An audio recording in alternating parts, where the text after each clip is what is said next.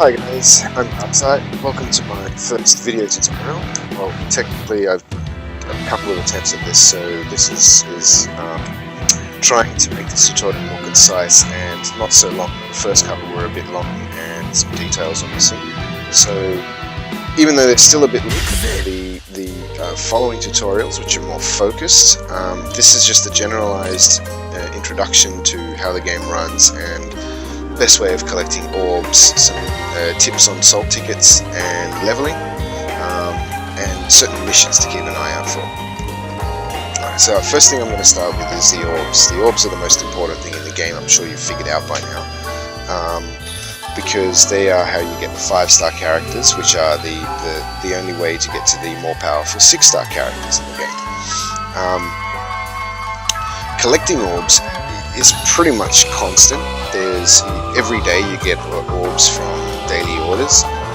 There's always missions and events running that the mission themselves end up giving you up to 4 orbs each mission the first time you run them through. And in events, there's generally more often than not awards for completing the different tiers, reaching different goals within those missions and events. And just the actual each mission that those events offer always end up offering orbs as well. So there is a constant stream of orbs that you'll be getting in. But aside from these, the best and biggest chunks of orbs that you'll earn comes from your characters. You have 1 to 5-star rarity characters, and every rarity offers a different amount of orbs. Starting from, I believe, 5 for 1 stars, 10 for 2 stars, 25 for 3 stars, 35 orbs for 4 stars, 50 orbs for 5 stars, and 75 orbs for 6 stars.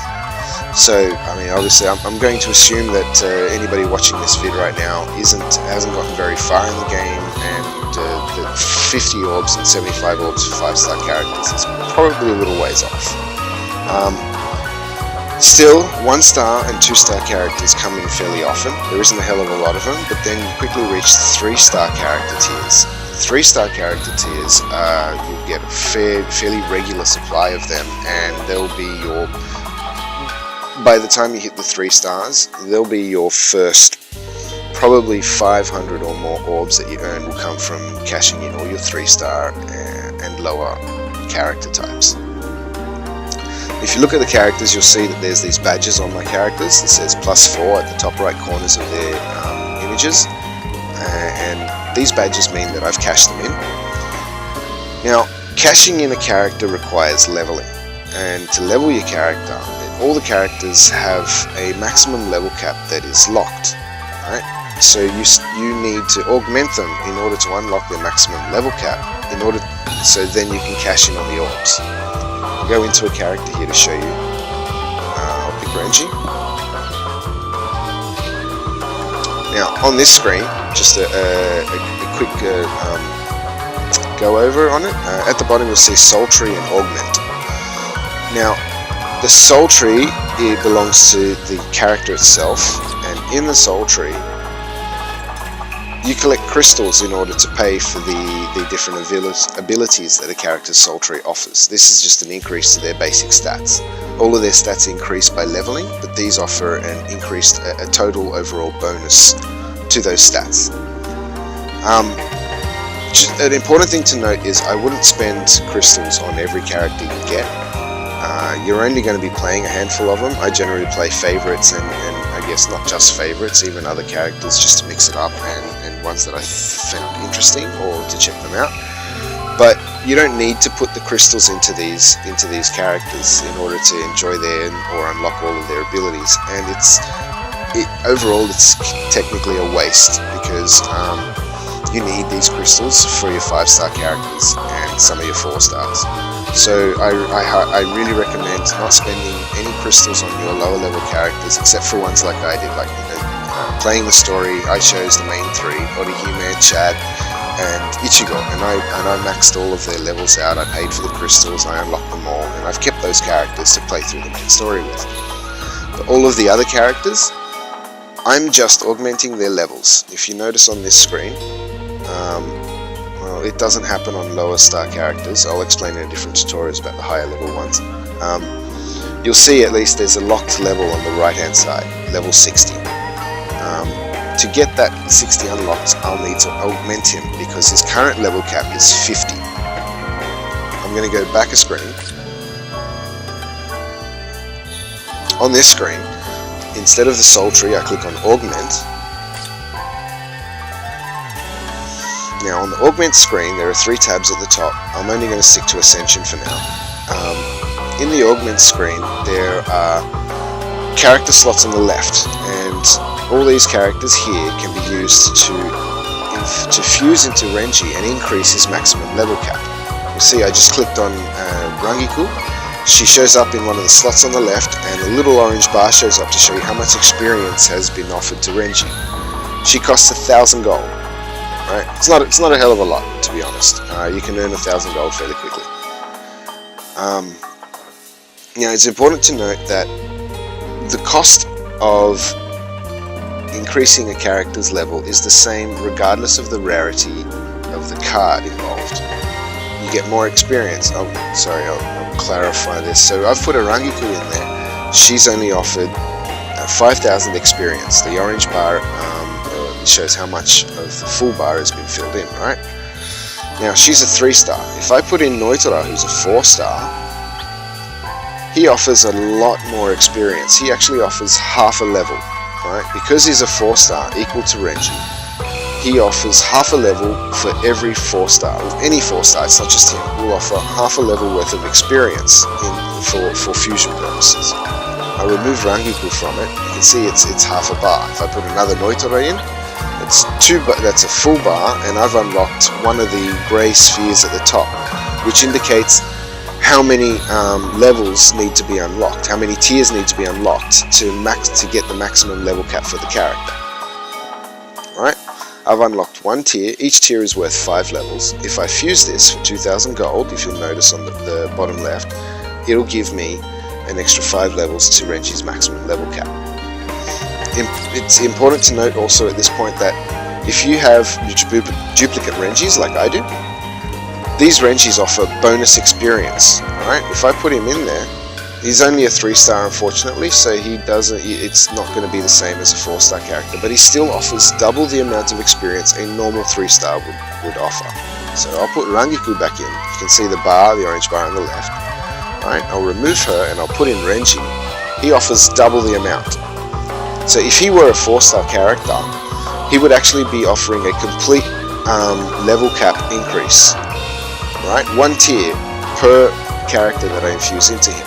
So to completely unlock this Renji's full level cap, all I would need is 4 extra Renjis in order to do so. If these 4 on the right were actually 4-star characters, putting them all in there would max out his level cap.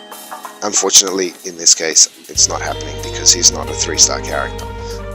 He's not a 4-star character. But if he were, I would have just maxed out Renji's level cap with 4 characters. The other really good value to this is the cost involved, because it doesn't matter what character you put in there. If I put in a 3-star character or a 4-star character, they still cost 1,000 gold each. Notice 2 characters have been locked in. It costs 2,000 gold to fuse, but the amount of experience either character offers is quite different. So this is important to note when fusing your characters, especially if you're being careful with your gold, or you don't want to just burn all your gold. It gets quite expensive on the higher level characters to fuse them.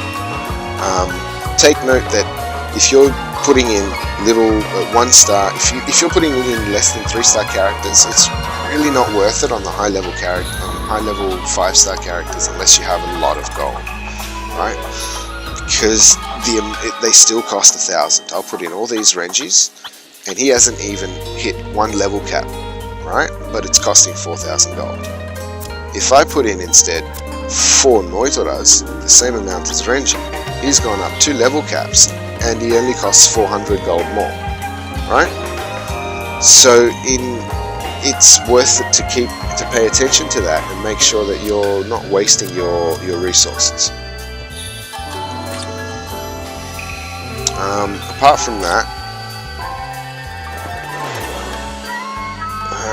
As far as orb collection goes, it'll be easy to collect the first 1 to 3 stars, smash them out, fuse them all into each other. You'll get them quite quickly. As long as you're playing the game regularly, you'll get your first 500 orbs and get into a fair chance of getting your first 5-star characters early on.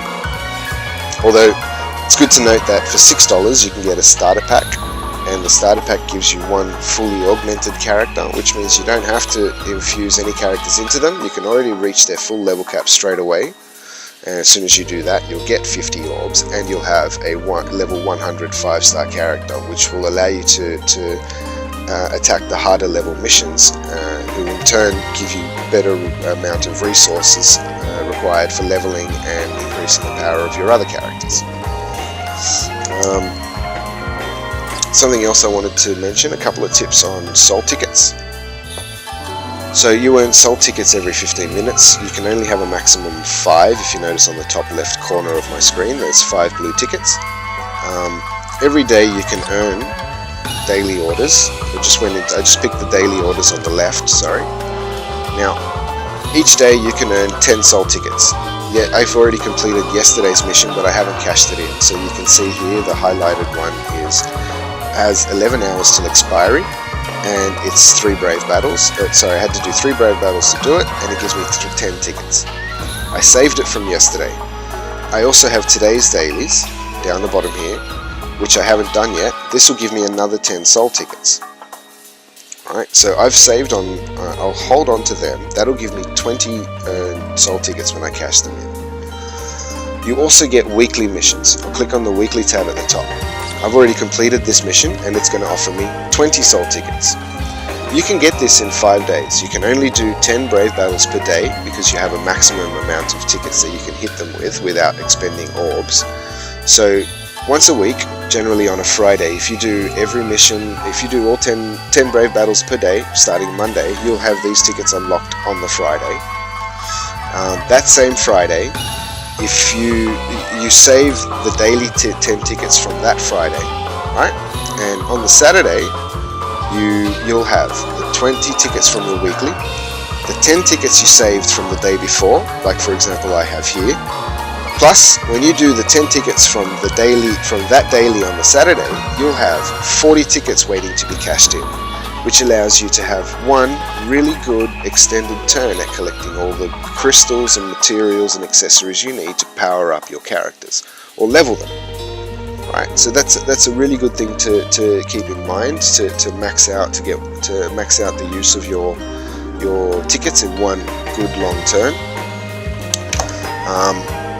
Aside from that, so you've gone through the ticket tips. Another ticket tip would be that if you have, for example, tickets like these ones here, a few soul tickets, they're only worth, they give you 3 tickets at a time, right? And I've been hoarding them, but in case you're trying to hoard them, or you've only got a few to go, or in case you're wanting to hoard them, you don't want to use too many at a time. You can maximize the use of your turns by not going over your 5 ticket recharge. So notice that I've already got 5 tickets, so there's no countdown here. But if I didn't have the 5 tickets, there'd be a countdown running down, 15 minutes for each ticket. When you're playing missions, each mission can take from anywhere from a couple of minutes if you're playing easy ones to 10 minutes for raids. So playing a couple of the harder missions will run through a couple of tickets and earn you tickets in the meantime, as long as the countdown is running. The countdown only runs if you're on less than 5 tickets. So for example, if you've got 1 ticket left and the countdown's running down, before you jump in and use a mission on that ticket, you can cash in 3 soul tickets, right? Or you can even do the mission and then come back and cash in 3 soul tickets. The point is not to go over the 5 ticket threshold. As long as you don't go over the 5 ticket threshold, stay at a 4 ticket maximum, you'll always have that countdown running down to your next ticket. So you can keep squeezing out an extra turn here and there if you want to keep your turns going and you don't want to overuse your tickets. It can be useful at times, especially if you're running low on turns. Other than that, I recommend doing the dailies and weeklies at first, getting them done regularly. will boost your resources, your experience obviously, and your orbs, because you get 5 per day. Aside from that, I'm going to cover 5-star characters and leveling in the later tutorial. There are lottery missions. I'm going to run one right now just to show you. These guys here seem to be regular. There's different types. The one currently running isn't one of the best versions, because you only get 1 lottery spin at the end. So I'm in the events mission menu, and I've picked the hardest mission. So this is the last part. It's chapter 3, very hard. So it's the hardest version, mainly because you get the most resources from the hardest part of it. Use your friends. Always get as many friends as you can, because they're good. They give you friend points, and friend points, enough friend points go towards giving you extra resources in the summon shop. So while this mission runs, the lottery missions are useful because they offer all kinds of rewards while running. At the end of each lottery mission, you'll get a lottery spin on top of whatever materials you've collected during the mission. That lottery spin can offer anything from extra turns to an extra package, bunch of crystals, jewels. And they also offer 4-star characters, which are probably one of the best rewards you receive from the game. What it is that 4-star characters, obviously, you can keep getting them in these lottery missions, so they'll keep dropping as long as you keep running them. Obviously, they don't have a super high drop rate, but they're not bad. They will drop. And these characters, once you obviously want to cash in on the 35 orbs from them, but once you've done that, all of the extra ones you get from them are very useful in upgrading your higher star characters. If you remember that, you might have noticed I had a number of Noitores. That was from the previous lottery mission before this one. The one before this one was a better version of the lottery mission because it's based on points earned during a round, which means you can get more than 1 lottery spin at the end of each time you play that mission. So much higher chances at collecting all of the good rewards coming from, like thousands of gold coin, lots of extra crystals, extra turns like you saw in my list. I had all those tickets from the previous lottery mission. This one here only offers 1 spin per turn because it's not based on points. But as you can see, it still gives a few crystals. Here's the spin. It gave me an extra 40 stamina jewels. It's a good little boost. It comes in handy, especially if you keep running the mission. That'll just add up. Plus I get a 3-star character, more fusion, and in your case, very useful for those orbs. So lotteries are valuable missions to keep running. The one, like I keep saying, the one before this was better because it was based on points, and every 1,000 points, I'll just go back in here to show you what it means. On the soul tickets it says lottery reward for clearing the Karakura. Oh, sorry, wrong one. I'm just going to scroll down. Here it is. The one from before that was lottery reward for every 1,000 points in the mission name. Now, on the hard ones, you can earn 3,000 points at least every time. So I was getting 3 spins and every now and then 4 spins every time I ran the missions. So sometimes I'd walk away with 2 4-star characters plus thousands of extra in gold, or 100 extra in crystals. So they're extremely valuable missions to keep running. Keep an eye out for the lottery missions and always play them as much as you can. Apart from that, I think I've covered what I wanted to do in this tutorial. I'm going to do a few more focus tutorials based on leveling and accessories and so on. So if you like this one, thank you for listening, and I hope to see you again in the next one. Bye for now. See yous, and enjoy Bleach. I do.